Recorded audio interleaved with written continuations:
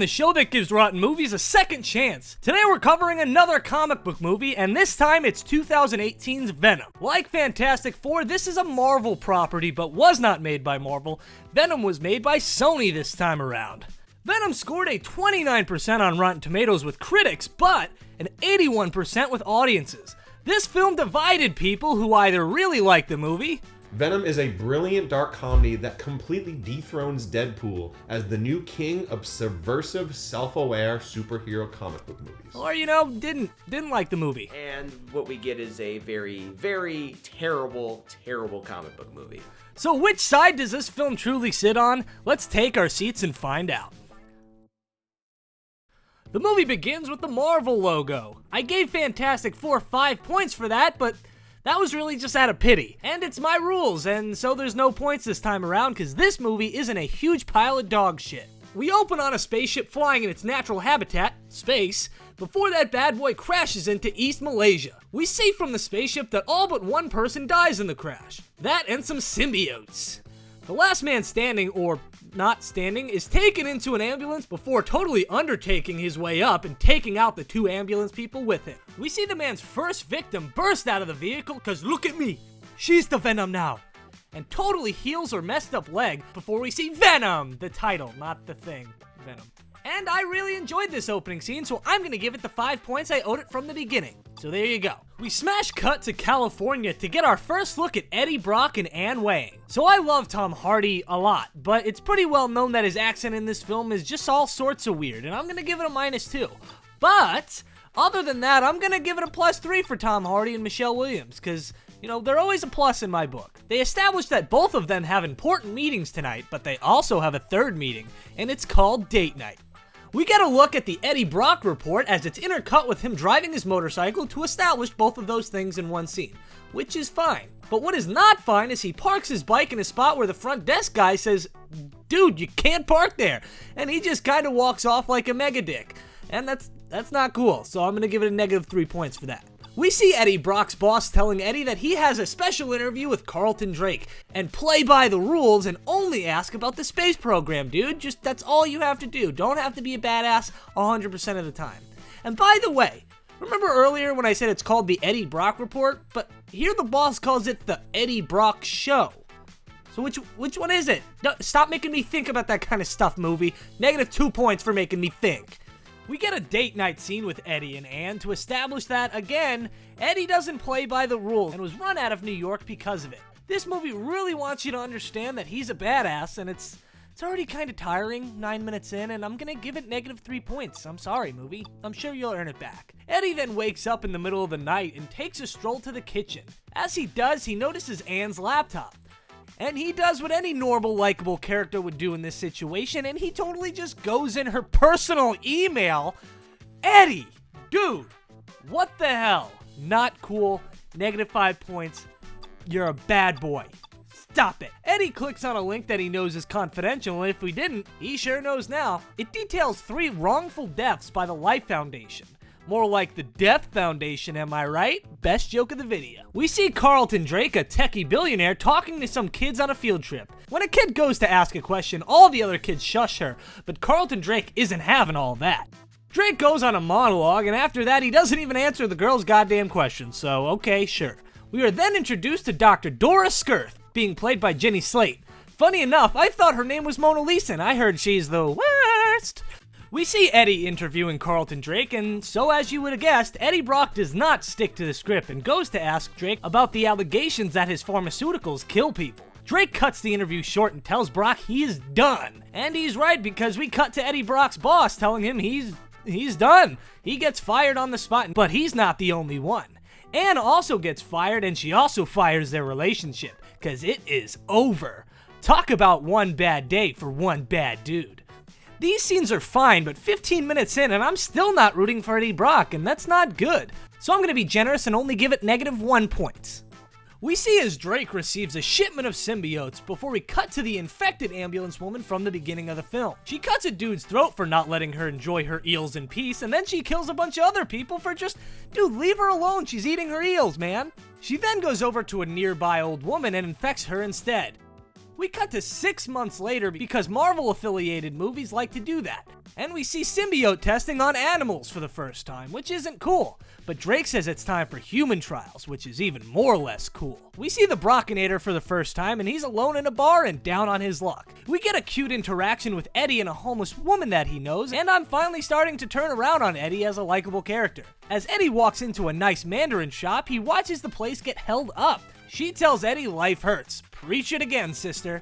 Eddie goes back to his apartment and really hammers home that he is down on his luck with overpaid bills and not getting a job. As Eddie tries to meditate and ease his worries away, we get a nice guitar riff from the dickhead neighbor next door. Man, I hope that guy gets what's coming to him. We see the Life Foundation start their first human test. Everything seems okay at first, but we know things are about to go bad. The subject's body begins to reject the symbiote, but Drake says he wants another volunteer, because he's a man of science, not a man of the people.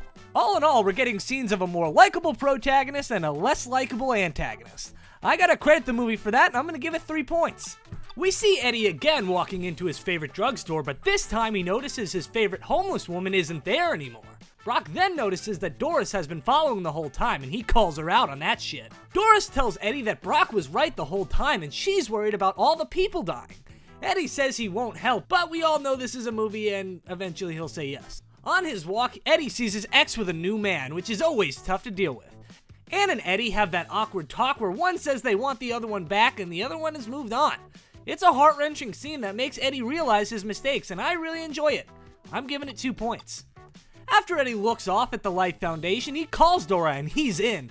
I called that. Brock is snuck in by Dora as she explains that they brought the symbiotes to Earth. Eddie Brock goes into the lab and starts taking pictures of all the test subjects. But one of the test subjects is not like the others, and it's Maria, the homeless woman from earlier. As Brock tries to break Maria free, she actually attacks him, causing the symbiotes to go into Eddie Brock and setting off the alarm in the process. Eddie does some nice parkour and shows off some early signs of his new super strength. We got a good enough chase scene into the woods, but they lose him fairly quickly as Eddie Brock leaps into a tree. He's like a monkey. It's a Venom monkey. I wrote that down in the script. I'm sorry. Eddie comes home and he looks how I look after I eat Arby's. Not so good. And like my reaction to Arby's, Eddie goes and throws up in the toilet. A voice in Eddie's head scares him and knocks him out. We then get a scene of Carlton Drake reacting to the break-in. Obviously, he's a mad boy, but he turns into a glad boy when one of the test subjects shows good signs. We get a small scene of the infected old lady in an airport, and she has her eyes set on a little girl. We see Eddie again walking down the street as he hears the voice once more begging for food. We get a great scene of the beast inside Eddie scouring for food. He takes a dip with the lobsters, as we all do, and it's genuinely a funny scene, and critics really need to lighten up here. This is just a fun film. I'm gonna give it 2 points. We see that Eddie wakes up in an MRI machine thanks to Ann's new boo thing. As the machine turns on, the beast inside Eddie does not react well. They shut the machine down fairly quickly after that, for good reason. We now see that the test subject doing so well earlier is slowly dying because of the symbiotes. Before Carlton finds out that Dora was the one to let Eddie in. Ann and Dan, oh my god, that's an adorable name. Never get back with Eddie. Ann and Dan's the way to go. Anyway, Ann and Dan call Eddie Brock and tell him he has a parasite. We hear the neighbor rev up his guitar one more time as he starts to shred it once again. Eddie finally confronts him, well, more like Venom confronts him. Dora tells Drake that it was Eddie Brock that she let in before he lets the symbiote straight up kill her. Oh my god! Straight up heartless, I love it. +1. We then cut to one of my favorite scenes in the film. The voice in Eddie's head tells him not to open the door, and when he doesn't listen, 3 armed men hold Eddie at gunpoint. Eddie tries to put his hands up, but Venom's not having it, and I love this, +3. After Eddie is tased, Venom officially takes over, killing 2 men as Eddie apologizes. Venom actually takes out all the men fairly quickly before telling Eddie he wants to eat all their heads. Here we see that Venom has Eddie's back, literally. And yeah, +3 for that whole apartment fight.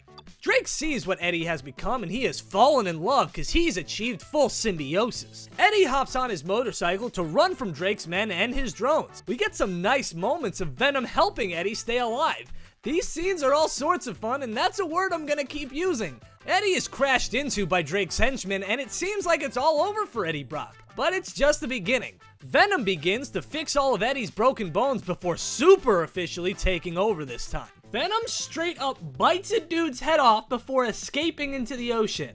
That is awesome. Venom tells Eddie that he didn't find the symbiotes found him, and their mission is to get to Carlton Drake's rocket. +5 for the entire chase scene, and this scene right here with Venom and Eddie with their little heart-to-heart. We cut back to the little girl arriving in San Francisco, and she's infected as balls. We confirm that Dora is in fact dead, and that kinda sucks. If only she had boots and the map. Eddie returns back to the building he once worked at, and the front desk man says, no, you're not allowed here, man. And this time Eddie Brock actually listens. But Venom helps Eddie out here and gets him straight to the building like a badass, reassuring to everyone that Venom is, the best character in this movie. It's established earlier that symbiotes hate loud noises, so the helicopter causes the symbiotes to fail, causing Eddie to fall to his death. But before he can, Venom saves his life once again. Well, he kinda put his life in danger, so yeah, it's fine. Eddie leaves the evidence on his boss's desk before Venom tells Eddie to jump, and sparking one of the best lines in this movie. Pussy. +5. Eddie comes out of the elevator looking like he's about to face a bunch of predators with all those lasers on his chest, but Eddie activates Venom and we get a nice smoky Venom ass kicking. Anne sees Venom for the first time and it scares the hell out of her, and Eddie is also scared. Anne tells Eddie to go to the hospital with her, and Eddie and Venom oblige. Venom gives some insight to Eddie and tells him to apologize to Anne, which is nice and touching. But Drake's drones have to always ruin the moment. We see Drake in his lab and also the little girl from the airport? Holy shit, wait, how did she get there? And she infects Drake? What?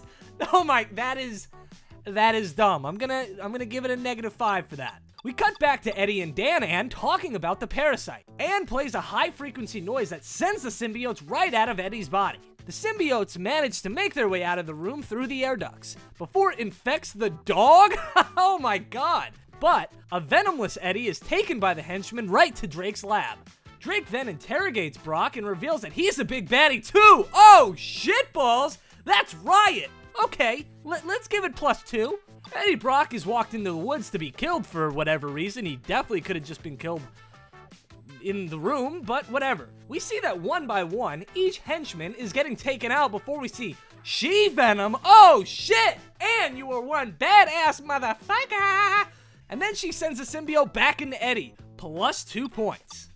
Now that Venom's back with Eddie, he tells him that on his planet, Venom was a loser too, and he wants to stay on this planet and protect it. But the only way that Venom can do that is to stop that rocket. Drake begins to start killing his co-workers. I don't know why he would do that, I guess just because he's a bad guy.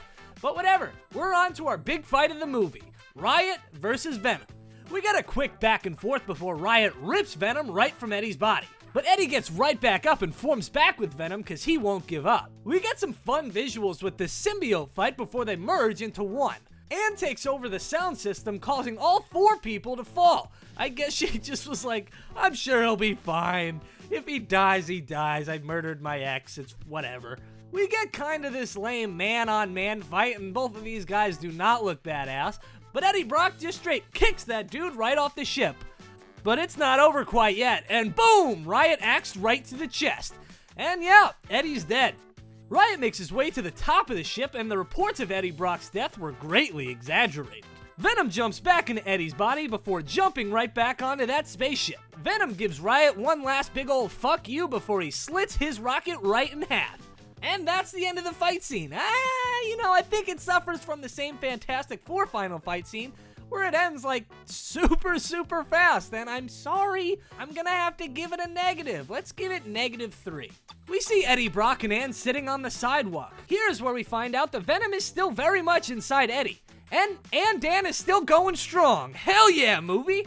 Eddie walks off past, oh baby, that's Stan Lee. It's +3 every time. Eddie establishes the rules of this, that they can't kill good people and only hurt the bad people. Eddie goes back to his favorite drugstore, but apparently he's not the only fan of this place. We see the mugger from earlier, and it's time to pay his dues. And Venom straight up eats that motherfucker's head, and that's always a plus, +2. The credits roll with Eminem's song Venom playing, and that's fine, it's fine. We get to the post-credit sequence where we see Eddie Brock walking into a seedy prison hallway. They open the cell to reveal, oh shit, that's Woody Harrelson, baby! And you bet your ass he's Cletus Cassidy, or better known as Carnage. And that's a +4. Venom ends up with a nice 70% Rotten Tomatoes score. This is the first film to get a fresh score on Really Rotten. Woo, it's only episode 2. Like I said in the beginning, Venom is a very decisive movie. You either love the movie or you hate it. At the end of the day, this is just a very fun movie that can be enjoyed by all when it's not compared to the MCU. But if you do want to compare it to a movie, compare it to Fantastic Four, and you tell me which one's better. Venom might not be a masterpiece, but it certainly isn't really rotten. Thank you guys for watching this video. This is episode 2 and I just love doing this. Check out our first episode, Fantastic Four, over here and comment what you want to see next week. But until next time, this has been Really Rotten.